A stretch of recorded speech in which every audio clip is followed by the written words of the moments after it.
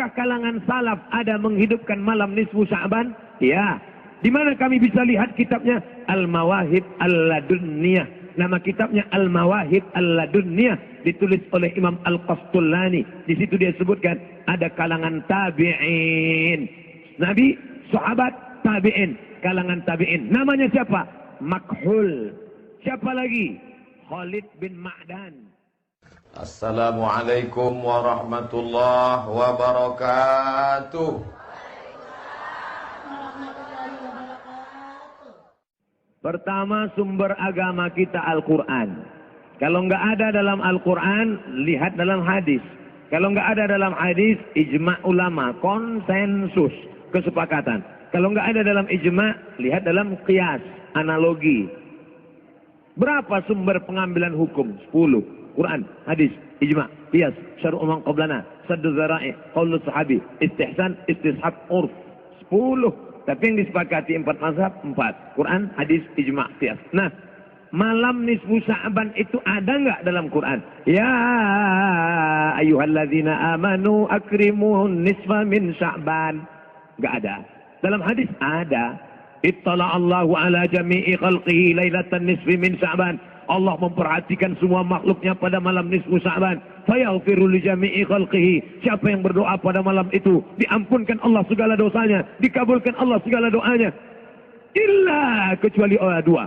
Musyrik, orang yang mempersekutukan Allah. Atau musahin, orang yang belum berdamai di antara saudaranya. Hadisnya sahih apa enggak sahih? Hadis ini sahih menurut Syekh Nasiruddin Al-Albani. Hadisun sahih, diriwayatkan dari Abu Bakar radhiyallahu anhu. Nah, hadisnya umum bahwa malam nisfu Sya'ban itu ada. Sekarang pertanyaannya, apakah kalangan salaf? Salaf itu 3 abad pertama. Khairul qurun qarni, sebaik-baik abadku, abad pertama. Tsummal ladzina yalunahum, abad kedua. Tsummal ladzina yalunahum, abad ketiga. 3 abad pertama ini disebut dengan salaf. Sedangkan abad keempat, kelima, keenam disebut dengan khalaf. Apakah kalangan salaf ada menghidupkan malam nisfu Sya'ban? Ya. Di mana kami bisa lihat kitabnya? Al-Mawahib Al-Ladunniyah. Nama kitabnya Al-Mawahib Al-Ladunniyah, ditulis oleh Imam Al-Qastullani. Di situ dia sebutkan ada kalangan tabi'in. Nabi, sahabat, tabi'in, kalangan tabi'in. Namanya siapa? Makhul. Siapa lagi? Khalid bin Ma'dan.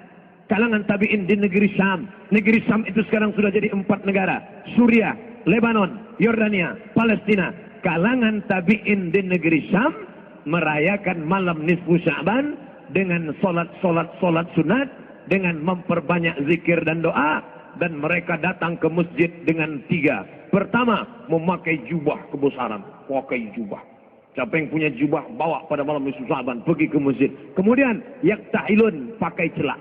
Sebelum berangkat ke masjid pakai celak. Lalu kemudian mereka buat bukhur. Bukhur itu asap kayu gaharu, asap. Bukan asap menyan manggil jin hantu jembalang tanah. Maka di masjid-masjid dihidupkan asap kayu gaharu. Lalu kemudian ulama-ulama kalangan tabi'in memakai jubah kebesaran, pakai sorban. Lalu kemudian mereka pun menghidupkan malam itu di negeri Syam. Adapun di kota Makkah, Madinah, mereka tidak melakukan itu. Jadi antara sesama salaf pun ikhtilaf. Jadi kalau ada orang mengatakan sekarang salaf nggak ada ikhtilaf, siapa bilang salaf nggak ada ikhtilaf? Salaf negeri Syam ramai-ramai menghidupkan malam nisfu Sya'ban. Sedangkan salaf Makkah Madinah, malam nisfu Sya'ban dihidupkan di rumah masing-masing. Kenapa berbeda? Saya lama menganalisa, mencari jawaban. Kenapa berbeda? Ternyata salaf negeri Syam, mereka bertetangga dengan Romawi. Sedangkan orang Makkah Madinah nggak punya tetangga kafir, nggak perlu menunjukkan syiar. Sedangkan orang Islam perlu menunjukkan syiar. So force, so tunjukkan. Force, kekuatan. Maka pada malam itu ramai berzikir, berdoa. Astagfirullah, subhanallah, walhamdulillah, wa la ilaha illallah, wallahu akbar. Orang-orang yang mau mendirikan tempat ibadah yang belum dapat izin, yang selama ini dia ngelihat, orang Islam itu dikit, ternyata malam itu dia lihat ramai, hebat umat Islam. Ini adalah syiar, malam nisfu Sya'ban adalah syiar. Tapi Nabi nggak nyebutkan ibadahnya apa. memperbanyak solat-solat sunat, solat sunat wudu, solat sunat tasbih, solat sunat hajat, solat sunat taubat, solat sunat mutlak, solat sunat tahajud, solat sunat witir. Bagus. Saya nggak kuat lagi solat sunat Pak Ustaz, saya mau baca Quran. Baca Quran sebanyak-banyaknya. Baca Quran pun nggak kuat Pak Ustaz. Gimana lagi? Duduk. Apa? Zikir. Pejam mata, zikir. Zikir pun nggak kuat Pak Ustaz, mati aja. Zikir kok nggak kuat. Allahumma ja'al Indonesia baldatan aminatan mutmainnah, baldatan aminatan mutmainnah, baldatan aminatan mutmainnah, ya'tiha rizquha ragadan min kulli makan, baldatun thayyibatun wa rabbun ghafur. Walhamdulillahi rabbil alamin.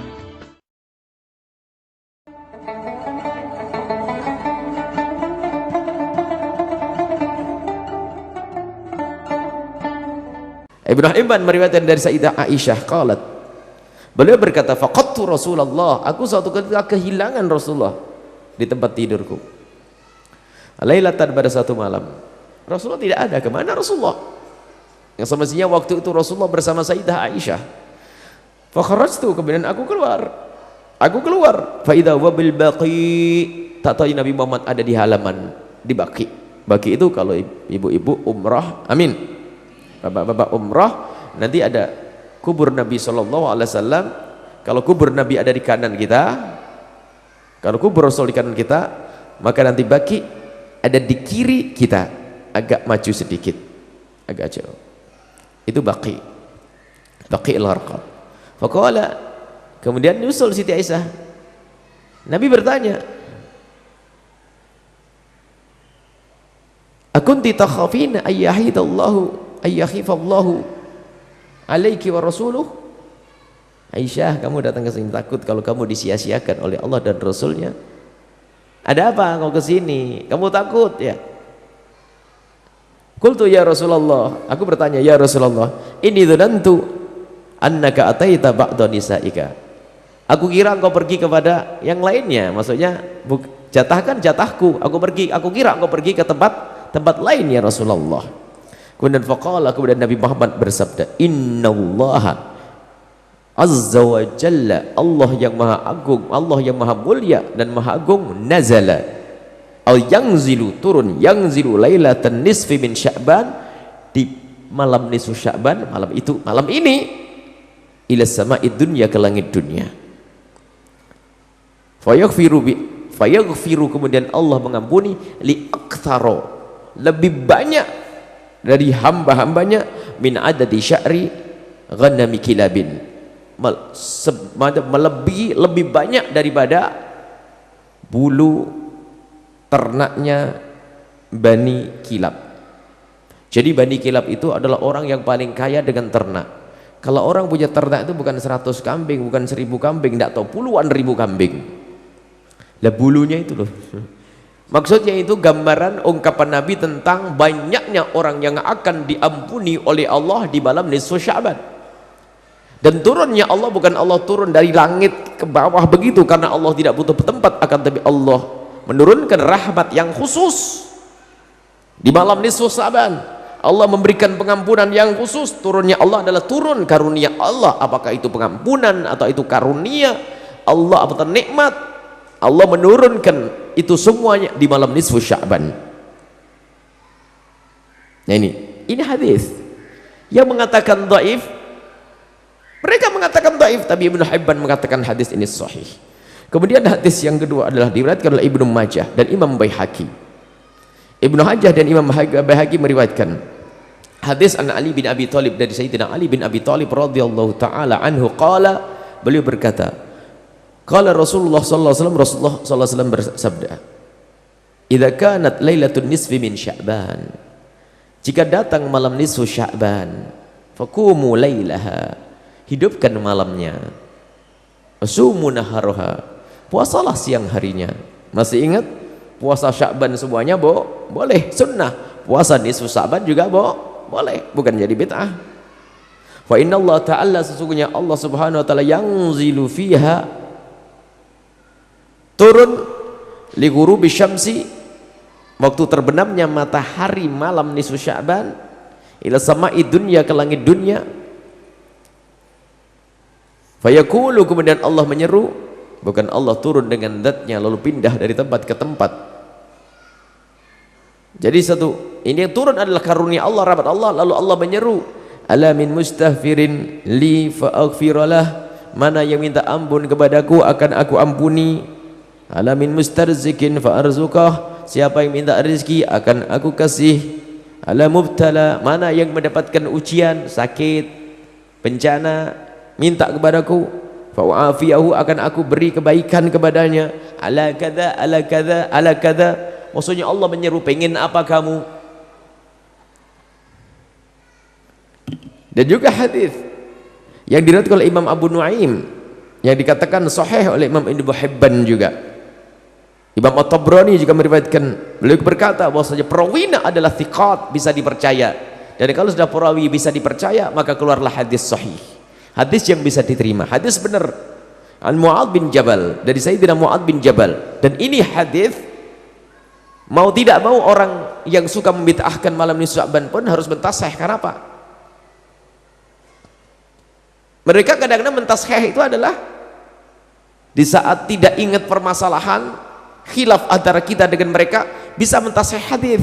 Tapi di saat tahu hadis itu menguntungkan kita, kadang-kadang mencari bagaimana agar hadis ini jadi dhaif. Ini kan kurang jujur di dalam mentasih hadis. Jadi kalau sudah tahu hadis ini dipakai oleh kita, dicari siapa yang melemahkan hadis ini. Ada sebagian yang tidak jujur seperti itu, sehingga muncul dari mereka itu tanaqudot, pertentangan. Suatu saat mengatakan hadis ini sahih, di kitab lain mengatakan hadis ini dhaif. Hadis ini sahih di satu kitabnya, tapi di kitab lain adalah hadis dhaif. Sahih dhaif, pertentangan.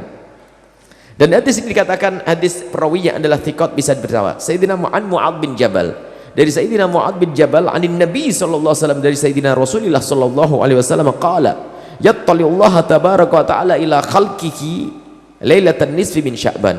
Allah akan melihat secara khusus, setiap saat Allah melihat.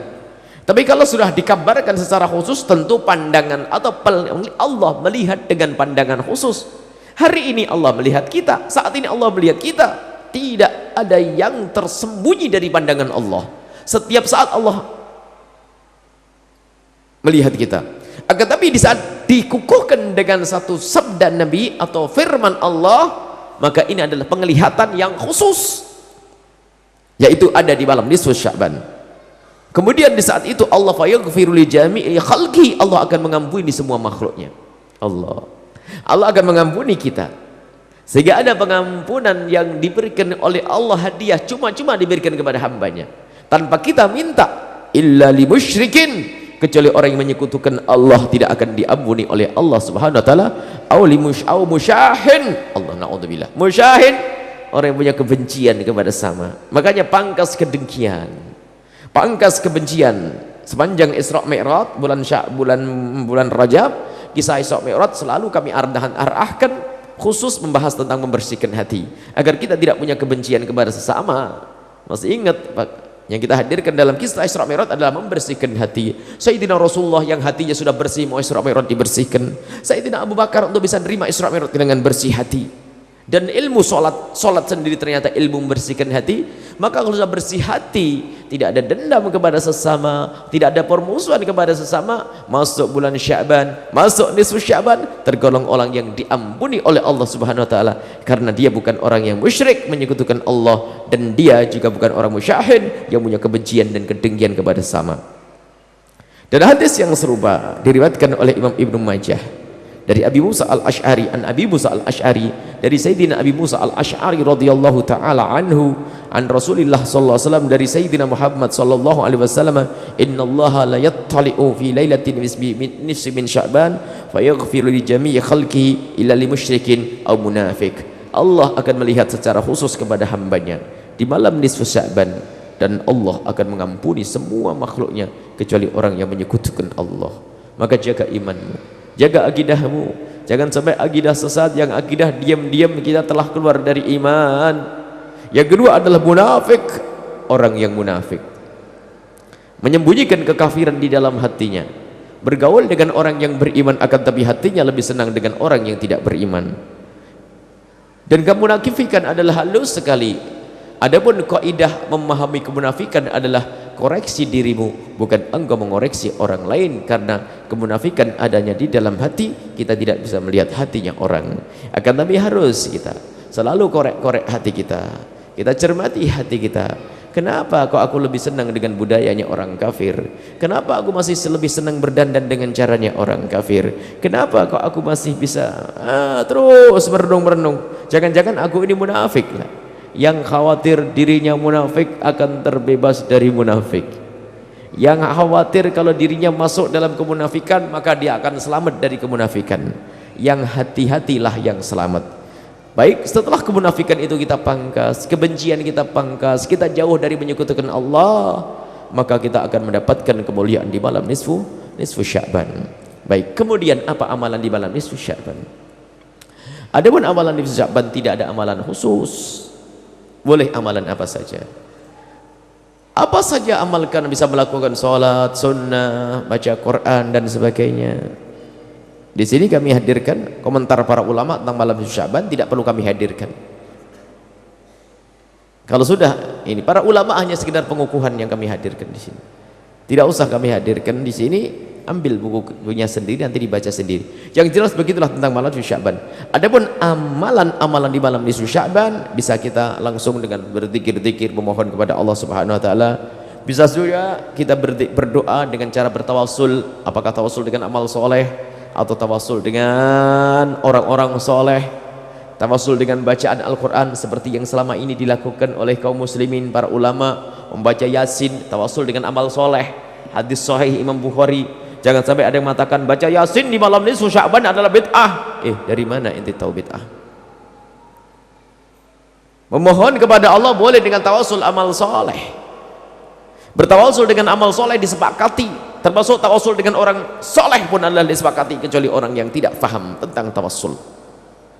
Khususnya dengan amal soleh, hadis Bukhari tentang dua orang yang terperangkap di gua, kemudian memohon kepada Allah dengan menyebut kebaikan yang pernah dilakukannya, maka batu di gua itu akan disingkirkan oleh Allah. Disingkirkan batu perlahan. Maka tawassul dengan amal soleh. Maka seseorang membaca Al-Quran untuk bisa dikabul doanya oleh Allah, sesaat panjang umur, rizki, apalagi husnul khotimah. Ini adalah cara doa dengan membaca Al-Quran. Lah kok Yasin? Ya enggak apa-apa, ente tidak baca Yasin enggak apa-apa, baca Quran utuh juga boleh. Kok susah bener ente ini. Baca Quran juga enggak, orang baca Yasin dilarang. Ini kan orang sakit. Yang enggak hafal Yasin baca kulhu juga boleh itu. Nah, kenapa harus Yasin? Yasin familiar di masyarakat kita. Orang kampung di pojok sana hafal Yasin itu. Dan Yasin Quran atau bukan? Yasin Quran. Siapa yang melarang Yasin? Dan di sana ada memang riwayat, mau nerima atau tidak nerima. Riwayat tentang Yasin qalbul Quran, Yasin ini, Yasin ini, Yasin ini. Keutamaan tentang Yasin. Kalau seandainya tanpa ada keutamaan tentang surat Yasin, seandainya tidak ada keutamaan khusus tentang surat Yasin, maka katakanlah Yasin minal Quran. Surat Yasin bagian dari Al-Quran. Baca Yasin, kurang tambah surat Al-Baqarah sana. Yasin wal Baqarah. Semoga panjang umur baca. Bid'ah juga, tambah Ali Imran kalau bid'ah. Kalau bid'ah lagi tambah surat An-Nisa. Alah. Ini ada orang akhir zaman memang kerjaannya menghentikan, menjauhkan orang dari ibadah. Kalau sudah begini siapa yang bisa mengatakan bid'ah? Karena amal soleh, baca Al-Quran. Kenapa harus malam nisfu Sya'ban? Maksud ente gimana? Kenapa dikhususkan nisfu Sya'ban? Mengkhususkan nisfu Sya'ban karena kami mengamalkan ini agar kita menghidupkan nisfu Sya'ban. Kok enggak yang lainnya? Oh, yang lainnya ada lagi nanti malam Jumat Yasinan. Menurut ente juga bid'ah juga. Nanti gimana nih? Kita baca Yasin juga. Lah jangan, nah sudah ada Yasinan hari Selasa kok tetangga sebelah. Bid'ah juga. Ini adalah hamba-hamba Allah yang diuji lidahnya dengan kalimat-kalimat bid'ah. Kerjaannya adalah menyalahkan orang. Matanya sudah terakum. Nggak bisa melihat kebenaran. Itu musibah karena kedengkian di dalam hatinya. Sudah jelas masalah nisfu Sya'ban, maka amalkan. Yang puasa-puasa, yang punya amalan khusus. Dan seperti kebiasaan malam nisfu Sya'ban kita berkumpul di sini karena riwayat tersebut menghidupkan malam nisfu Sya'ban dengan beribadah minimal mabainal isya'aini, antara maghrib dengan isya, atau itikaf di tengah malam. Karena ada pengkhususan di malam nisfu Sya'ban dari Nabi SAW. Nabi keluar ke Baqi mengkhususkan malam nisfu Sya'ban. lalu memohon kepada Allah Subhanahu wa taala. Baik.